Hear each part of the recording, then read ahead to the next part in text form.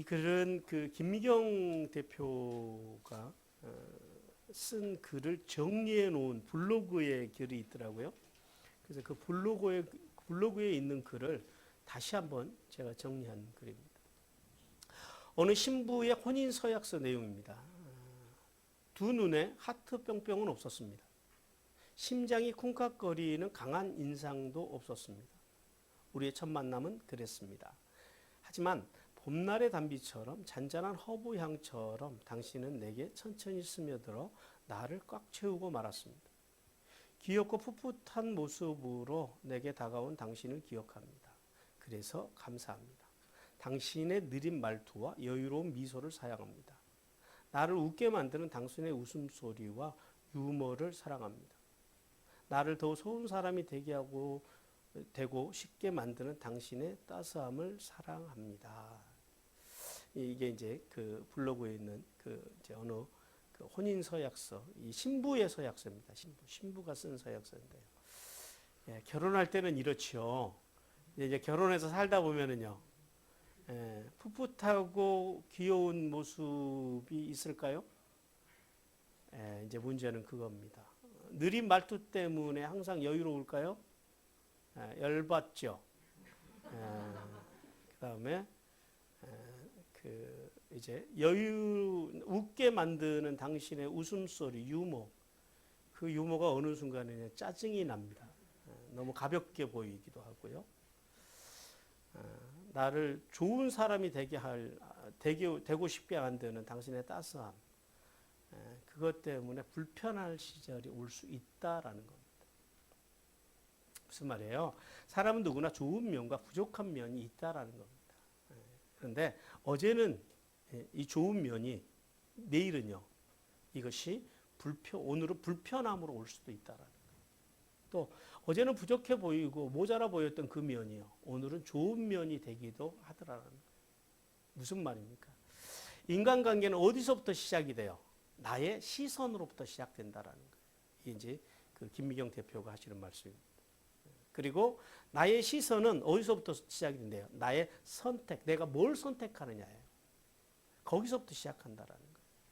그래서 좋은 면과 싫어하는 면 중에서 우리는 무엇을 보고 살아갈 것인지 이제 그것을 결정해야 한다라고 이제 이야기합니다.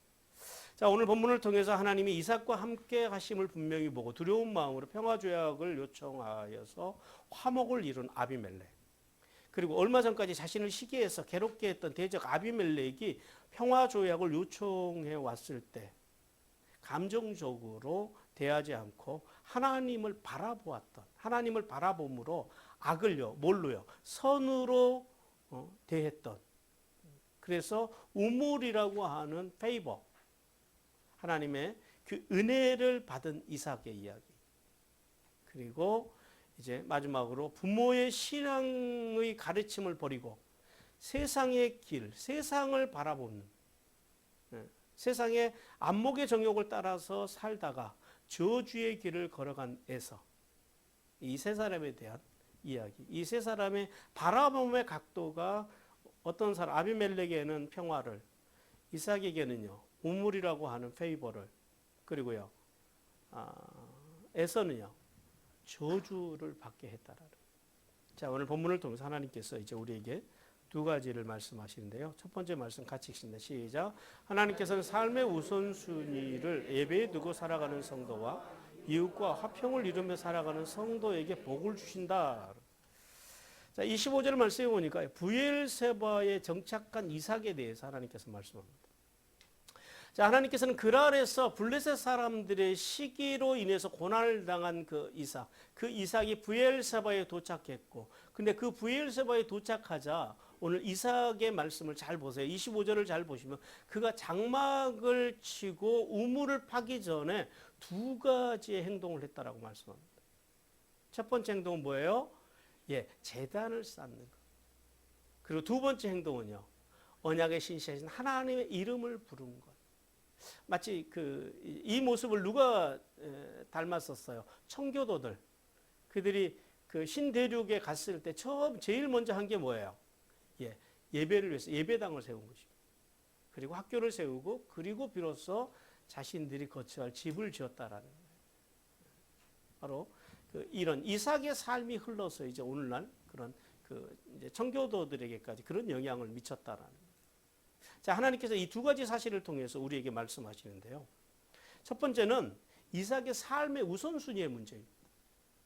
이삭의 삶의 순위가 어디에 있었대요? 예배에 있었다는 예배. 이 제단, 단이라고 하는 것은 구약 시대의 믿음의 사람들에게는 절대 가치입니다. 우리가 생각하는 예배와 이들의 생각하는 단의 문제는 차원이 약간 좀 다른 문제입니다. 자, 보십시오. 대홍수 이후에 노아가 방주에서 나와서 제일 먼저 한 게 뭐예요? 제단을 쌓은 거예요. 창세기 8장 20절 같이 한번 읽어봐요. 시작.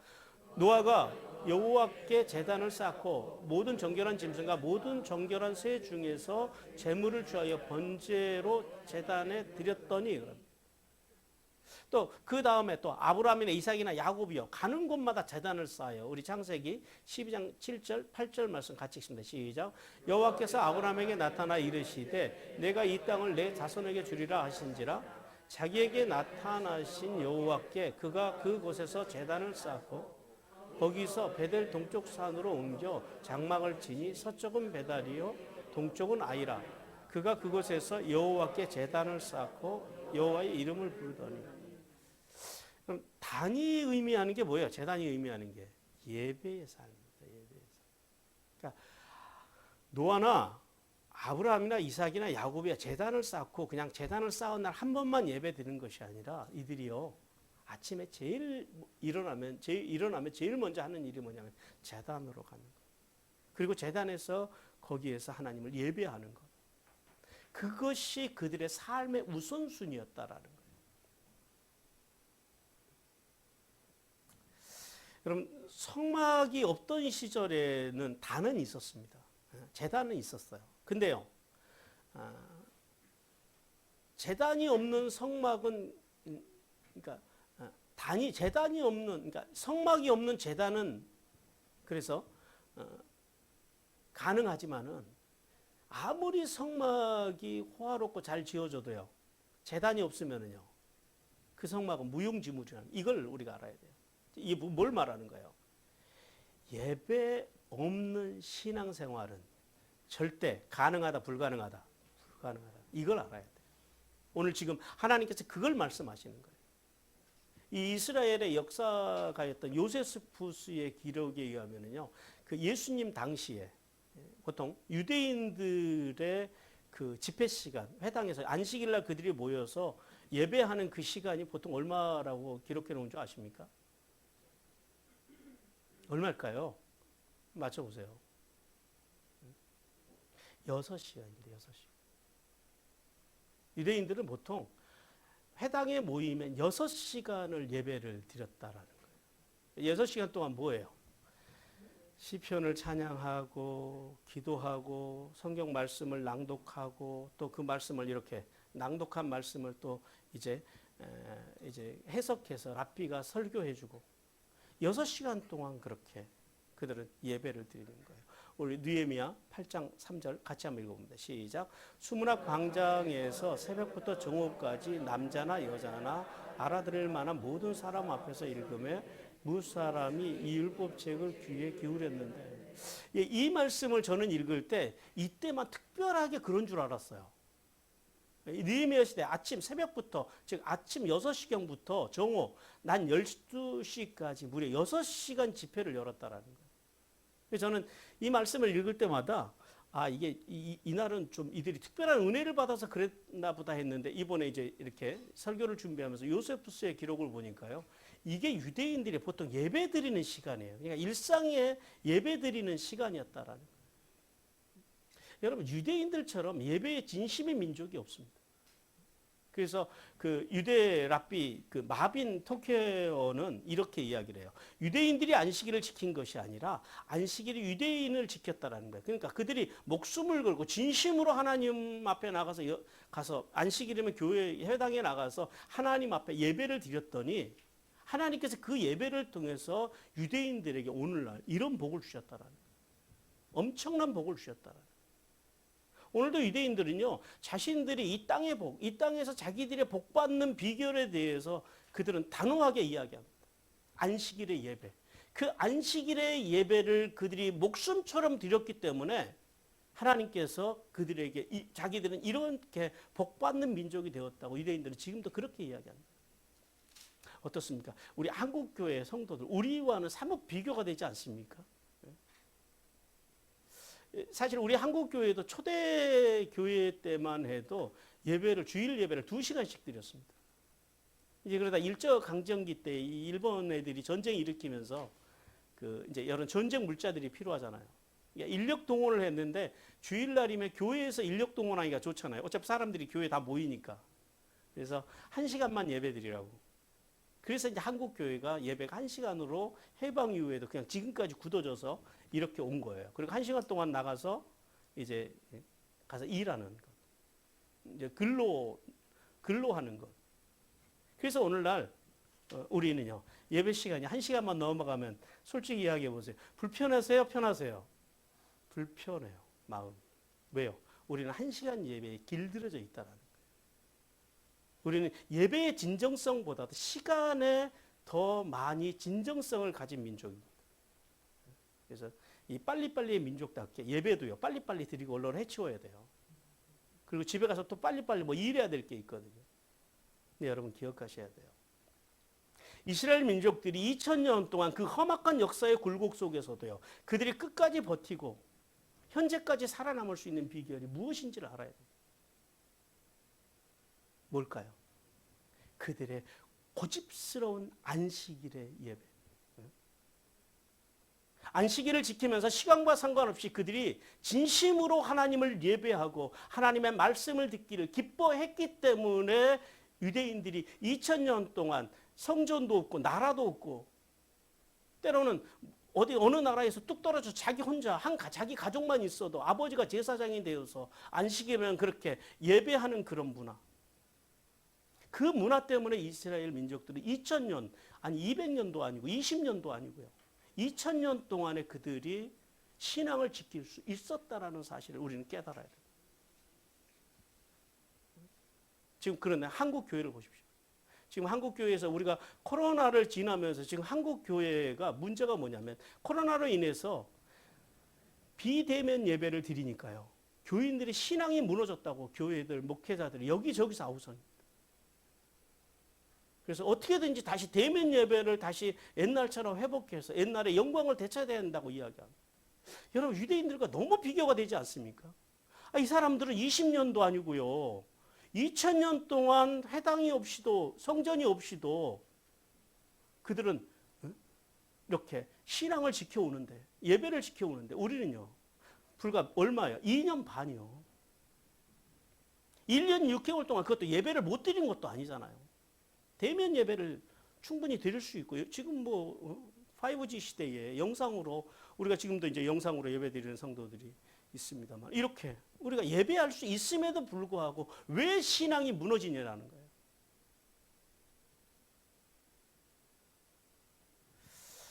그래서 한국 교회가요.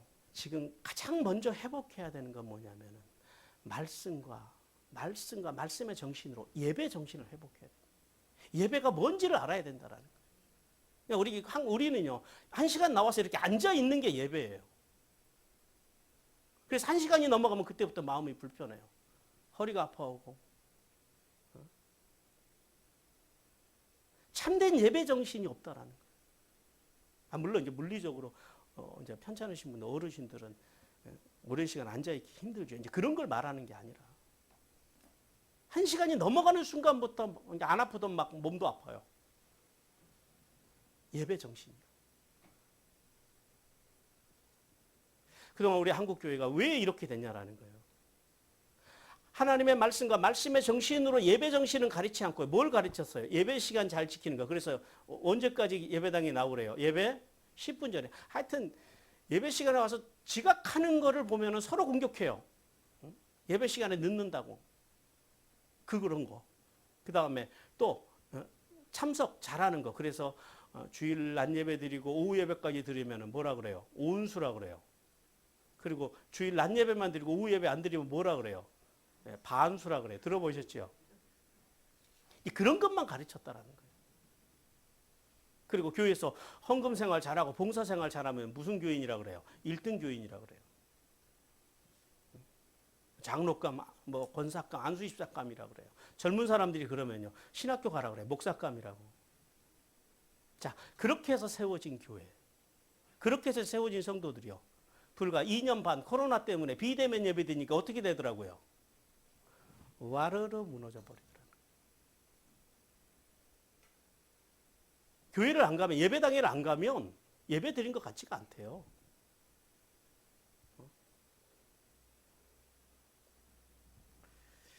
여러분, 지난 이러한 그 결과로 이 신앙이 코로나 기간 2년 6개월을 못 버티는, 2년 못 버티고 무너지는 허약한 교인들만, 엉터리 교인들만 양산하는 결과를 한국 교회가 낳았다라는 거예요. 성도 여러분, 예배가 뭡니까? 예배라고 하는 게 여러분 분명히 알으셔야 되는 게, 예배는 여러분이 드리고 싶다고 해서 드리고 드리기 싫다고 해서 안 드리는 게, 그게 예배가 아니에요. 뭐 숨은 쉬고 싶을 때 쉬시고 쉬기 싫으면 안 쉬세요? 살려면은요, 끊임없이 숨을 쉬어야 돼요. 예배도 마찬가지예요. 여러분이 살려면, 여러분의 영혼이 살려면 뭘 잘해야 되냐면 예배 드리는 것을 잘해야 된다라는 거예요. 예배는 은혜와 진리로 인간을 찾아오신 하나님을 높이 받들고 공경하고 숭배해야 될 인간의 마땅한 반응이라는 거예요. 들숨이 있으면 날숨이 있듯이 주님께서 은혜와 진리로 오셨으면 우리는 또 하나님 앞에 나가서 예배하는 것, 이것은 우리가 살아가는 삶의 문제라는 거예요. 죽고 사는 문제라는 거예요. 근데 이것이 단순히 죽고 사는 문제가 아니라 하나님과 복과 직결되어 있다는 사실을 깨달아야 됩니다. 그러므로 성도들은요, 이제는 우리가 그래서 레이기로 돌아가야 돼요. 뭐 레이기처럼 가서 우리가 5대 제사를 드리고 7대 절기를, 이게 아니고 5대 제사와 7대 절기의 정신으로 돌아가야 된다는 거예요. 온전하게 드리는 번제의 정신, 정성을 다하는 소제의 정신, 감사함으로, 자원함으로 드리는 화목제의 정신, 그 다음에요, 본질상 내가 죄인임을 고백하는 속죄제의 정신, 그 다음에 내가 죄에 대해서 배상 책임지려고 하는 속건제의 정신, 그 정신을 가지고 살아가야 돼요. 그리고 6월절을 지나서 어디로요? 무교절로, 초막절로, 오순절로, 신앙이 갈수록 오순절에서 충만해지면요, 가서 나팔 불고, 또 나팔에서 속죄, 대속죄 이런 사람들을 초대하고, 그래서 함께 초막절을 이루는, 그 정도 수준으로 교회가 성장해 가야 된다는, 성도들이. 비대면들이 예배 드리게 하니까 겨우 종교 탄압이나 외치는 그 정도 수준이 아니라, 우리가 비대면 예배를 드리든 대면 예배를 드리든 어디서 어떻게 예배를 드리든 신령과 진정으로 하나님 앞에 나아갈 수 있는 수준. 유대인들은 이게 됐다고요. 근데 그 비결이 뭐라고? 유대인들은요, 어렸을 때부터 말씀을 가르쳐요. 왜 제가 여러분들에게 그렇게 성경을, 말씀을 가르치려고 길을 쓰는지 여러분 아시겠습니까?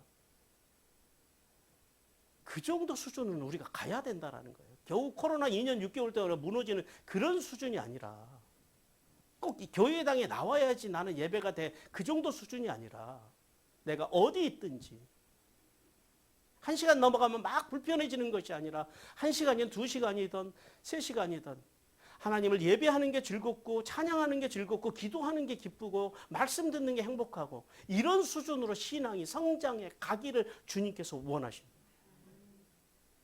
두 번째는 오늘 이삭이 브엘세바에 올라가서 그 이제 우물을 파고, 단을 쌓고요. 그 다음에는 이 언약의 하나님을, 언약의 말씀을 선포하는 신앙으로 회복을 합니다.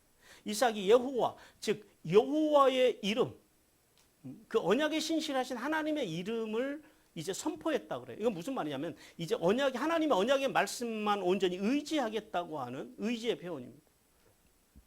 이삭이요, 그랄에서요, 순종을 하는데 어떤 순종을 했어요? 절반의 순종. 한쪽 다리는 그랄에 걸쳐놓고 한쪽 다리는요, 하나님의 말씀에 걸쳐놓고, 어쨌든 가나안만 안 떠나면 되잖아요.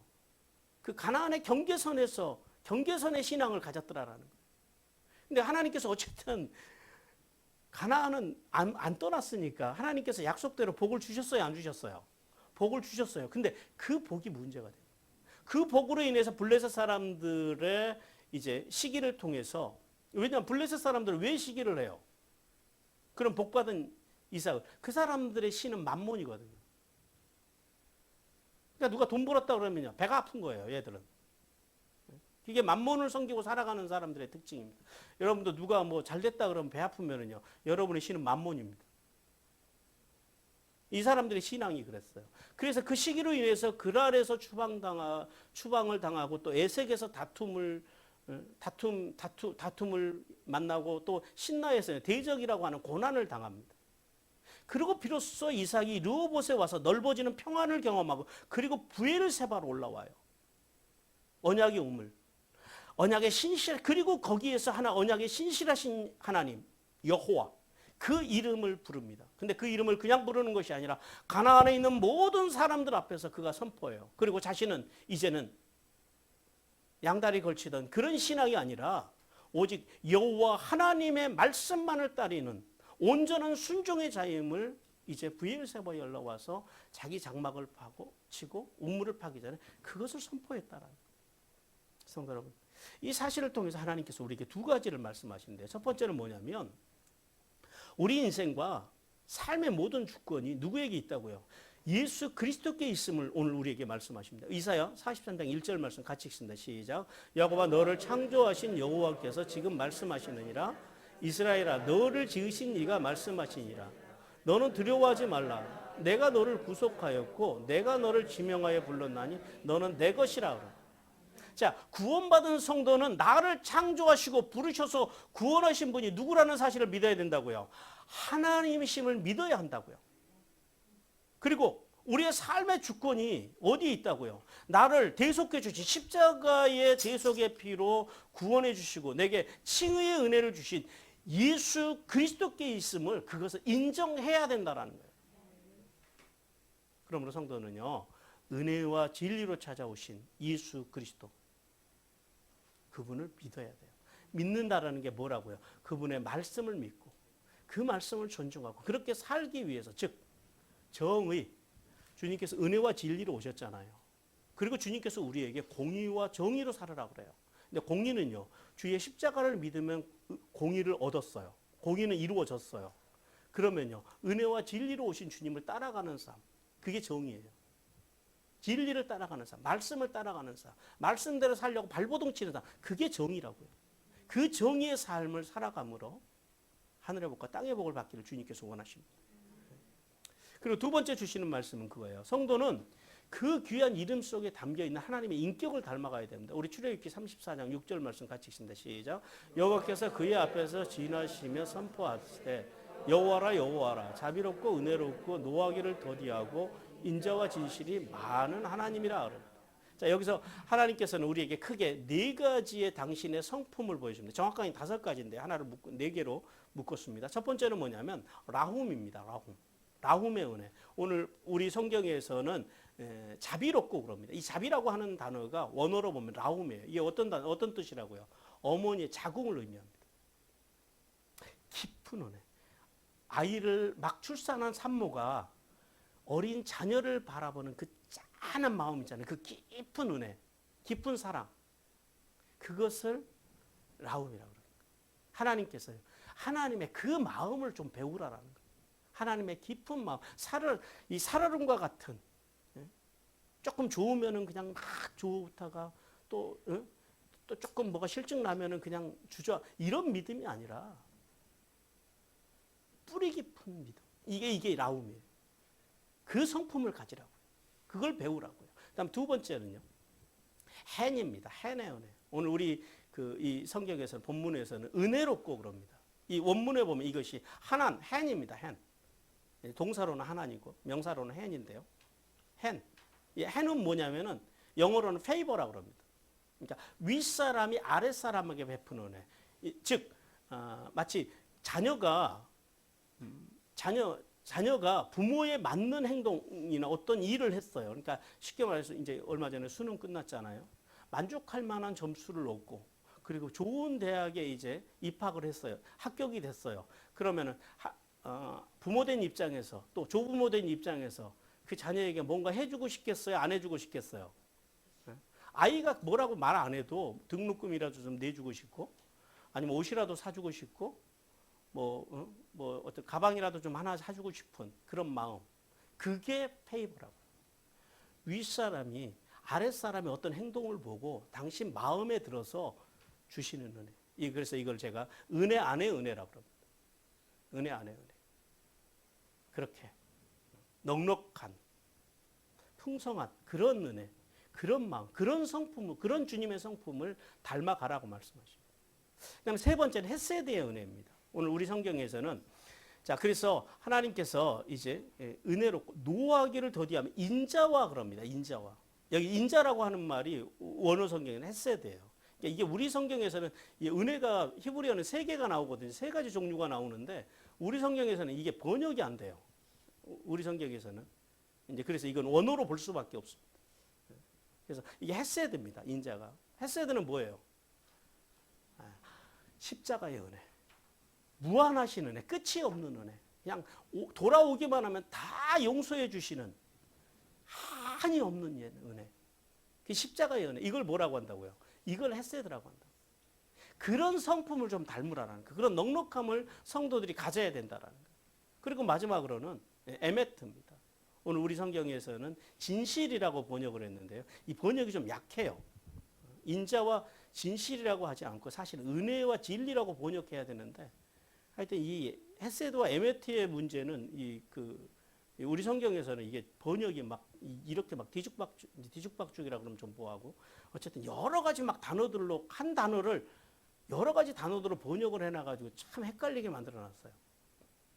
근데 여기 에메트입니다. 에메트가 뭐라고요? 진리입니다. 진리.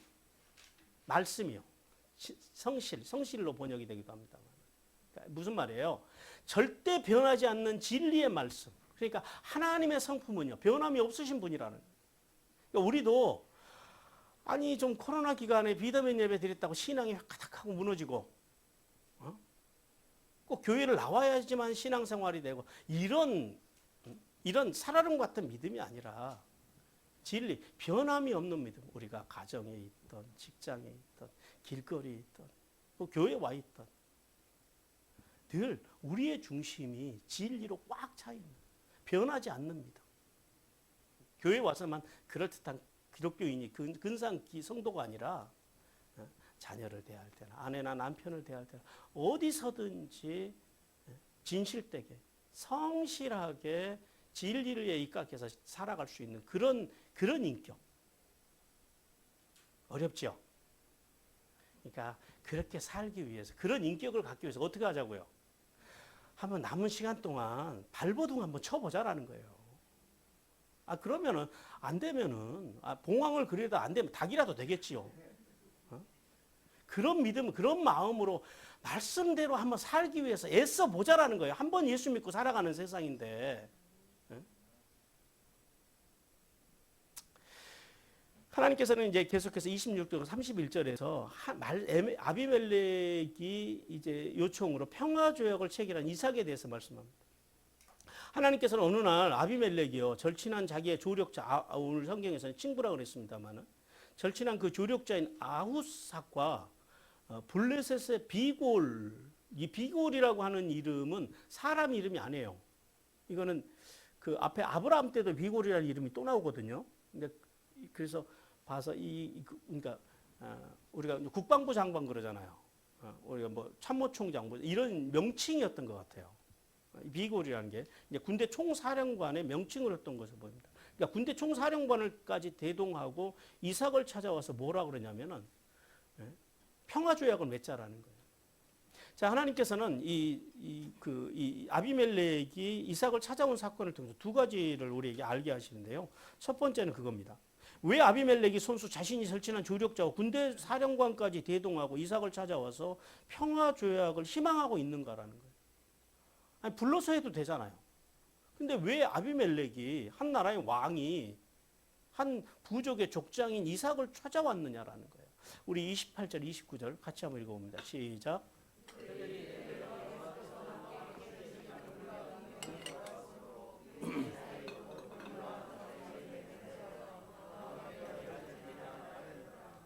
너는 우리를 해하지 말라. 이는 우리가 너를 범하지 아니하고 선한 일만 내게 행하여 내가 평안히 가게 하였습니다. 이제 너는 여호와께 복을 받은 자니라. 아브라함이 뭘 봤대요? 아브라함이 그래요. 오늘 설교의 제목처럼 분명히 봤다라는 거예요. 아비멜렉이 분명히 본 게 뭐예요? 도대체 뭘 봤어요? 아비멜렉 생각에는 이삭을 그랄에서 너무 잘 나가니까 배가 아파서 이삭을 그랄에서 우물을 뺏고 쫓아내면은 이삭이 어려워질 줄 알았어요. 뭐 망하는 수준까지는 않겠지만 그래도 어려워질 줄 알았어요. 아니 근데 쫓아냈더니 에색에 가서 우물을 팠더니 우물이 나오네요. 더 잘 되네요. 그래서 또 가서 쫓아가서 또 에색에서까지 문제를 일으켜서 다툼을 일으켰어요. 그래서 또 그랬더니 또 신나에 가가지고 또 우물을 파는데 거기서 또 나와요. 그래서 거기서는 더 심하게 했어요. 신나가 무슨 뜻이라고요? 대적. 신나라는 말이 사탄의 그 어원입니다. 근데 르호봇에 가서 또 우물을 팠더니 또 우물이 나와요. 무슨 말이에요? 이삭이 에색에서의 다툼과 이삭에서의 대적을 통해서도 전혀 어려움을 안 당하더라. 망하지 않. 되려 고난을, 그러니까 자기 생각에는 고난을 당할 줄 알았는데 되려 르호본에 가서 평안을 누리고 브엘세바에 올라가서 더욱 풍성한 복을 받더라. 그걸 봤다라는 거예요. 한마디로 뭐예요? 예수 믿고 잘 되고 잘 살고 평안하게 사는 그걸 본 거예요. 그래서 아비멜렉이 찾아와서 이제 두 가지를 고백을 해요. 첫 번째는 살아계신 하나님의 능력으로 이삭과 함께 하신 하나님을 내가 봤다라는 거예요. 그걸 봤대. 그걸 분명히 봤다라는 거예요. 그래서 당신이랑 싸우면 안 되겠다라는 거예요. 그래서 지난날 우리 아버지끼리 그 아버지 윗대에 있는 아비멜렉하고 아브라함하고 조약을 한번 맺었었거든요. 그 조약을 다시 살리자라는 거예요. 그 조약을 더욱 확고히 하자라는 거예요. 나 좀 봐주라라는 거예요. 그리고 두 번째는 야 그래도 지난날 그랄에 머물 때 내가 비록 너를 추방하긴 했지만 그래도 뭐 재산을 뺏는다든지 뭐 목숨을 상하게 한다든지 그런 에색과 신나에서 그런 다툼이 있었고 대적의 사건이 있었지만은 야 그래도 네 목숨이나 네 재물을 빼앗고 그런 나쁜 짓을 안 했잖아. 지금 그 이야기거든요. 내가 너에게 어떤 해도 입히지 않았잖아. 그러니까 너도 나한테 해를 입히지 말아달라. 선함으로 나를 배려해달라. 무슨 말이야? 보복하지 말아달라라는 거예요. 그러면서 자기가 잘한 것처럼 이야기를 해요. 내가 잘해서 네가 여기까지 평안하게 왔지 않냐 이렇게 이야기해요. 이게 이제 세상 사람들의 관점입니다. 근데 사실은 이 모든 문제가 순조롭게 풀렸던 이유는 뭐 때문에 그래요? 아비멜렉이 잘해서가 아니라 이삭이요. 어떤 뭘로? 온유함으로. 온유함으로 그 아비멜렉의 공격을 대했기 때문에 힘으로 맞서지 아니고 온유함으로 대했기 때문에 다 풀렸던 문제인데 아비멜렉이요. 와서 지가 잘한 것처럼 이야기를 해요. 이게 세상 사람들이 그래요. 여러분. 하나님께서는 이삭과 함께 하시는 하나님에 대한 두려움 마음과 또 이렇게 와서 자기 생생, 그러니까 거짓과 기만의 말로 변명하는 이 아비멜렉을 통해서 우리 하나님의 사람들, 예수 믿는 사람들이 말씀과 말씀의 정신으로 잘 사는 것, 그것이 얼마나 중요한지를 오늘 주님께서 우리에게 말씀하고 계십니다. 그러므로요, 그리스도인들의 예수 믿고 살아가는 사람들의 능력, 구원받은 성도들의 힘과 능력은요, 어떤 만몬, 돈이 많아서도 아니고, 또요, 어떤 사람들처럼 어떤 그 세속적인 번영, 어떤 정치적인 힘, 그런 것을 가져야지 거기에서 나오는 게 아니다라는 사실을 깨달아야 돼요. 우리는 돈이 많으면 세상 사람들이 예수 잘 믿는다고 예수 믿는 사람들이 인정해 줄 줄 알아요. 그래서 이런 논리를 가지고 있는 사람 보세요. 세속적인 힘을 교회가 가져야 된다고 생각해요. 그래서 어떤 사람들은 자기들끼리 모여가지고 기독교도 정당을 만들어야 된다라는 거예요. 국회의원을 배출해야지 세상이 기독교를 함부로 못한다고 생각을 해요. 아니에요. 아무리 교회가 어떤 정치적인 힘을 갖고 세상에 물리적인 힘을 갖는다 해도요. 예수 믿는 사람들, 예수 안 믿는 사람들 보기에 그들의 눈에 예수 믿는 사람들의 어떤 기준, 가치, 사상, 원칙, 철학 이런 것들이요. 자기들과 별 다를 바가 없다면요. 절대 그 사람들은 교회와 성도들을요. 절대 존중해 주지 않습니다. 우리가 분명히 알아야 되는 게 뭐냐면 성도들이 교회 다니는 사람들이 예수를 믿는 사람들이 그리고 교회가 세상으로부터 존중을 받을 수 있는 단 한 가지의 근거는 말씀과 말씀의 정신으로 하나님을 분명히 바라보고 이삭과 같이 온유함으로 살아갈 때, 그 안에서 평안한 삶을 살아갈 때, 그 안에서 잘 될 때, 그 안에서 힘도 갖고 그 안에서 돈도 가질 때 그때만 존중받고 사랑받고 인정받는다는 사실을 깨닫기를 주님께서 원하십니다. 우리 요한일서 5장 4절 같이 읽습니다. 시작. 오직 무릇 하나님께로부터 난 자마다 세상을 이기느니라. 세상을 이기는 승리는 이것이니 우리의 믿음이라. 뭘로 세상을 승리할 수 있다고요? 무슨 정치적인 힘이요? 정당을 만들어야지. 이런 거 어떤 그런 또 돈을 많이 가져야지. 세상에 든든한 어떤 권력을 가져야지 세상을 이기는 것이 아니라 뭘로 이긴다고요? 믿음이요. 어떤 믿음이요? 예수 그리스도를 믿는 믿음. 자, 그럼 믿음이 뭐라고요? 뭘 믿는 게 믿음이에요? 예수 그리스도의 죄 없으신 예수 그리스도의 말씀을 믿는 게 믿음이다. 그리고요, 두 번째는요. 그 믿음, 그 말씀을 내 삶의 중심에 두고 내 삶의 모든 가치관에 기준을 삼고 그 말씀을 존중하는 삶.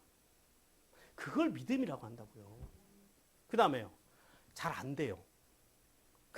그러나 그렇게 살기 위해서 뭐 하는 게 믿음이라고요? 발버둥 치는 그걸 믿음이라고 한다고. 우리는 교회 나와서 1시간 예배 드리고 뭐 잘하면 그냥 그걸로 믿음 생활이라고 생각을 해요. 믿음이라고 하는 것은요. 하나님 앞에 내 전 존재를 드리는 거예요. 그리고 그분의 존재로 그분의 말씀으로 살기 위해서 발버둥 치는 것, 그것을 믿음이라는 사실을 깨닫기를 주님께서 원하십니다. 두 번째는 이삭이 평화를 원한 아비멜렉 요구를 받아들이고 잔치를 베풀어서 서로 맹약했다라고 말씀합니다. 이삭은 어제까지 괴롭혔던 아비멜렉이 와가지고 어느 날 갑자기 오더니 이 친구가 화평을 맺자 그래요. 여러분 같으면 어떻게 하시겠어요? 근데 이삭은 받아줘요. 이삭의 특징이 뭐예요? 온유함입니다. 이삭은 뭘 바라본 거예요? 지난날 자신을 괴롭혔던 아비멜렉을 바라본 게 아니라 그 아비멜렉에게 두려운 마음을 주시는 하나님. 아비멜렉이 찾아온 것도 하나님의 섭리라는 사실을 이삭이 알았다고요. 그래서 기꺼이 받아줍니다. 그리고 뿐만 아니라 그에게 음식과 술을 베풀고 평안히 잘 수 있는 잠자리까지 그러고서 벌려도 되잖아요. 근데 그냥 보내지 아니하고 잔치를 베풀고 또 잠까지 재워서 돌아가게 합니다.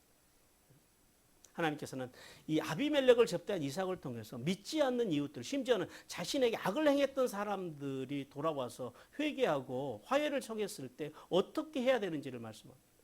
어떻게 해야 될까요? 우리 같이 한번 이 PPT를 한번 같이 한번 읽어보겠습니다. 시작. 악을 악으로 갚지 말고 분쟁을 화평으로 만들어 가라고 말씀하십니다. 예, 이거예요. 우리 로마서 12장 17절 18절 같이 읽어. 시작. 아무에게도 악을 악으로 갚지 말고 모든 사람 앞에서 선을 도모하라. 할 수 있거든 너희로서는 모든 사람과 더불어 화목하라. 성도 여러분, 우리가 세상을 살아갈 때 왜 원수가 생겨요? 이제 그 답을 이제는 아시죠? 왜 원수가 생기고 왜 사람들과 원수 맺기도 해요? 예, 살아 있으니까요. 살아 있기 때문에 원수를 만나기도 하고 대적을 만나기도 하고 어려움도 당하고 고난도 만나는 거예요. 꼭 내가 못해서 생기는 문제만은 아니더라라는 거죠.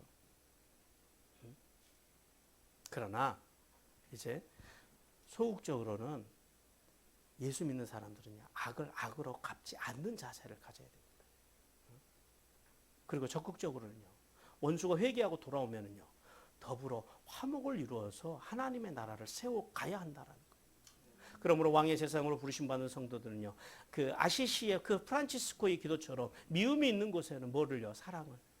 상처가 있는 곳에는 용서를 만들어가요.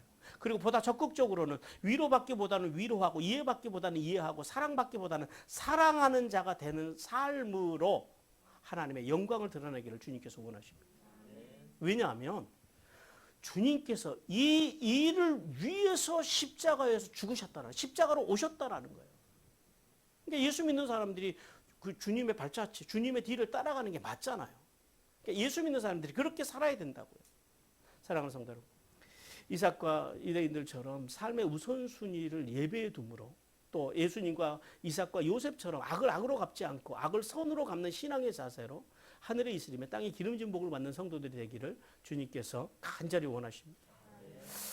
두 번째 메시지 같이 읽겠습니다. 시작. 하나님께서는 진리의 말씀 안에서 살아가는 성도에게 복을 주시고 세상 길로 행하는 자들에게 저주를 내리신다고 말씀합니다. 먼저 32절과 33절을 보니까 새 운물을 얻은 이삭에 대해서 말씀합니다. 자, 그렇게 아비멜렉과 평화조약을 맺고 그를 이제 용서하고 그를 떠나보냈더니요.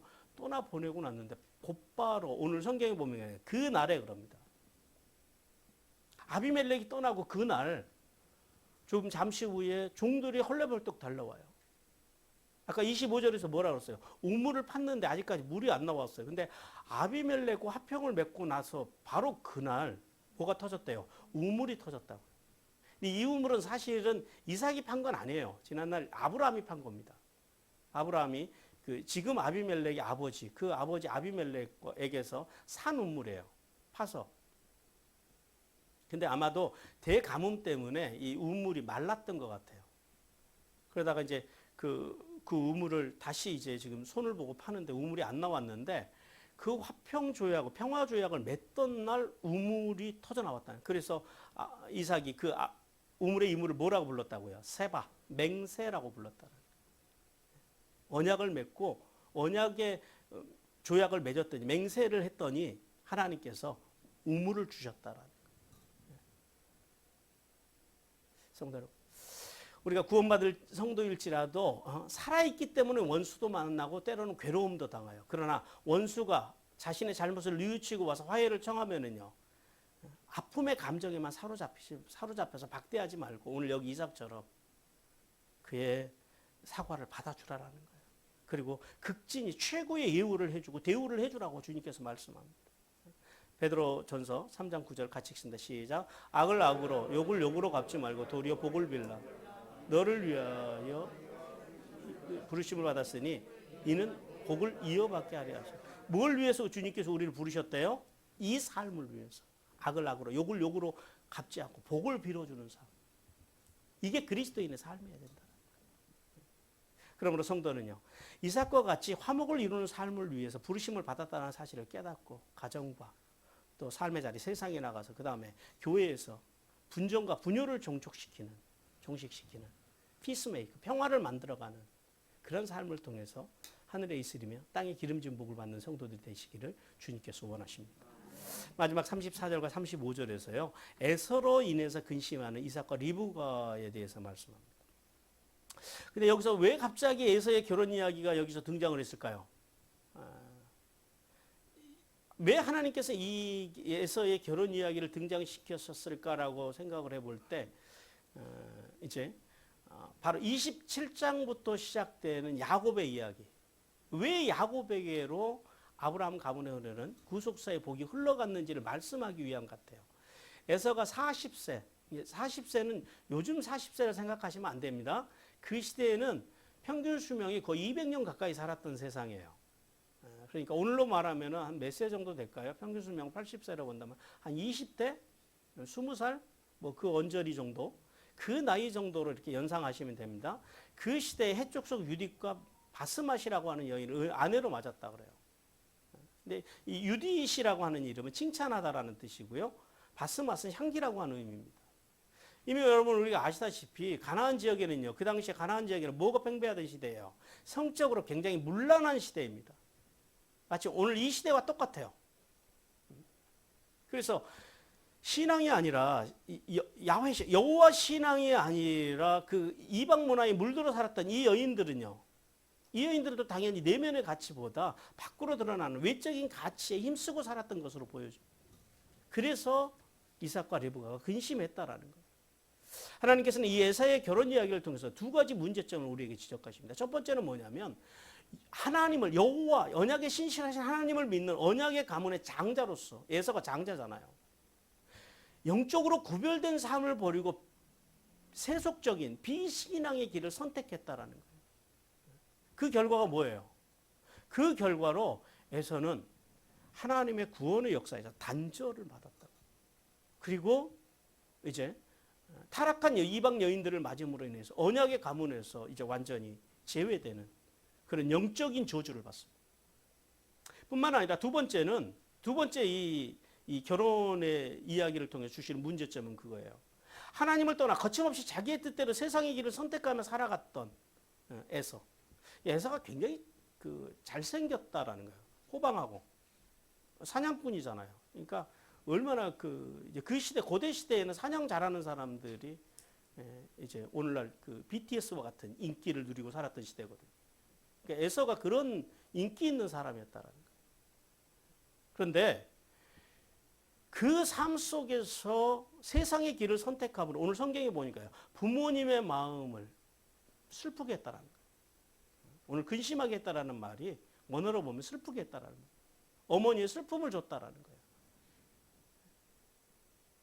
그렇게 했음에도 불구하고 믿음으로 살아주면 좋은데 전혀 에서는 그렇게 하지 않았다라는 거예요. 불효를 저질렀다라는 거예요. 여러분 부모를 공경하라고 하는 것은요. 모세 율법 그러니까 특별 계시를 통해서 특별 계시를 주시기 전에 자연 계시 하나님께서 모세 율법 이전에 주셨던 그 자연 계시를 통해서도 인간의 양심에 주신 절대법입니다. 그런데 에서가요 부모 순종하기를 거절하고 하나님의 대행자인 부모의 마음을 슬프게 했다라는 것은요 그가 저주의 길을 갔다라는 거예요. 그래서 그가 저주를 받았다라는 거예요. 성도 여러분 우리가 여기서 한 가지 생각을 해봐요. 뭘 생각해봐요? 왜 에서가 이런 인생을 살았을까? 왜 에서가 이런 선택을 했을까? 우리가 제가 늘 말씀드리지만 자식은요 부모의 작품입니다. 왜 믿음의 가문에서 이런 작품이 나왔을까? 왜 그렇다고 생각하십니까? 오늘 이제 27장부터 본격적으로 이제 풀어가겠습니다만은 이삭의 가문에 심각한 문제가 하나 있었어요. 편해요. 편해. 부모의 편에는 이렇게 자녀의 마음에 상처를 주어서 하나님과 부모를 떠나게 한다라는 거예요. 그러므로 부모된 성도들은요. 하나님이 차별 없는 십자가의 사랑으로 우리를 나를 사랑하셨듯이 자녀들도 다름을 인정해 줘야 됩니다. 그리고 차별 없는 사랑으로 자녀들을 대할 줄 아는 부모가 되기를 주님께서 원하십니다. 또한 자녀된 입장에서는 하나님의 대행자인 부모를 근심시키고 불순종하는 것은요. 인생의 저주와 직결된다는 사실을 자녀들은 알아야 돼요. 그래서 부모의 말씀이 하나님의 말씀과 말씀의 정신에 틀리지 않았으면 서로 틀렸어도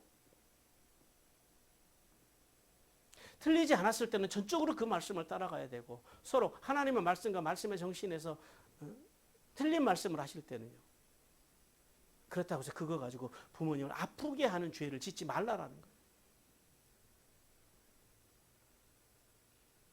이해하고 따라가지 않으면 되잖아요. 옳은 길을 가면 되잖아요. 그거 가지고 부모님들의 마음을 아프게 하고 슬프게 하는 그런 불효를 저지르지 말라라고 주님께서 말씀합니다.